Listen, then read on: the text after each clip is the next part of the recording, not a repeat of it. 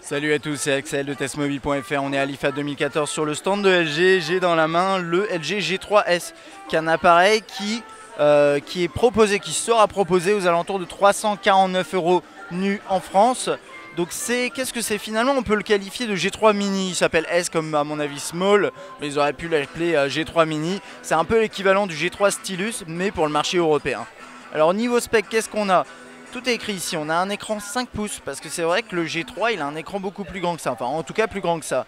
On est en HD et c'est du IPS. On a un processeur quad-core 1,2, 8 mégapixels à l'arrière, 1,3 à l'avant, une batterie de 2540 mAh, on a 1 Go de RAM, 8 Go de mémoire interne et Android 4.4.2. Côté design, au-delà des traces de doigts, on a une sortie audio, la caméra frontale, les touches qui sont intégrées dans l'interface. On n'a rien sur les tranches puisque les touches sont à l'arrière. C'est vraiment un classique LG, hein. Donc là apparemment on a l'assistant au laser pour l'appareil photo. C'est bien, c'est pas noté dans les specs mais c'est bien, c'est juste ici. C'est comme sur le G3, ça permet de faciliter le focus. Donc c'est pour la mise au point, vous avez un petit laser, ça se voit pas mais ça va aider à faire le focus plus rapidement. Bouton on-off verrouillé, déverrouillé, gestion du volume, accès à certaines fonctionnalités également rapidement. Et l'interface ressemble à celle du G3, sans surprise, hein.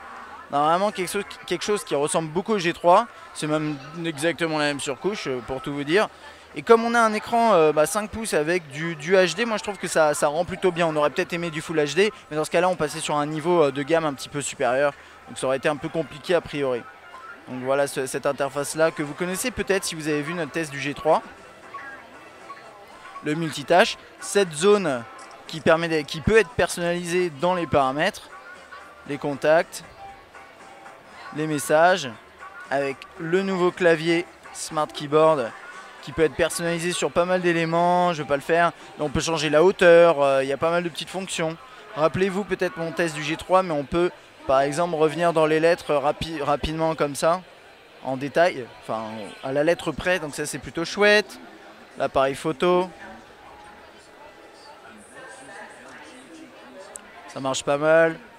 Le mode selfie où vous pouvez prendre une photo en laissant la main comme ça, je ne veux pas le faire tout de suite parce que je viens de le faire 3 fois sur différents terminaux, mais bon, vous connaissez sûrement comment ça marche.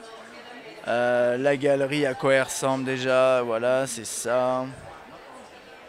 Ah bah oui, il y a des enfants qui passent puisque l'IFA c'est un salon grand public à partir d'aujourd'hui, vendredi. Musique, calendrier. Voilà quoi, une belle interface qui marche bien, on a Quick Remote. A priori, oui, il y a le capteur infrarouge qui est là-haut, enfin l'émetteur infrarouge qui est là-haut. C'est un appareil que j'aime bien déjà. Je sais que j'avais apprécié le G2 Mini. Celui-là me semble tout à fait intéressant, donc on a hâte de le tester. Si vous avez des questions, comme d'habitude, n'hésitez pas. Puis moi, je vous dis à la prochaine.